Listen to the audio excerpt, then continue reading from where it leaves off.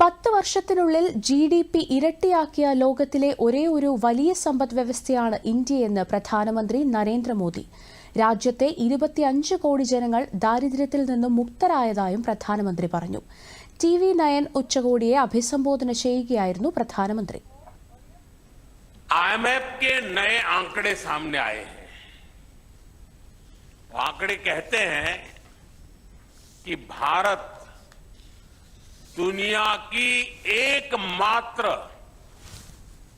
Major economy है जिसने 10 वर्षों में अपने GDP को डबल किया है. बीते दशक में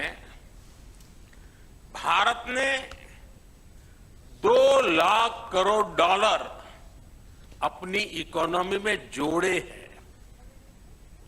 എല്ലാവരുമായും ഒരുമിച്ച് പ്രവർത്തിക്കുക എന്നതാണ് ഇന്ത്യയുടെ വിദേശ നയമെന്നും രാജ്യം എപ്പോഴും മാനവികതയ്ക്കാണ് മുൻഗണന നൽകുന്നത് എന്നും പ്രധാനമന്ത്രി വ്യക്തമാക്കി.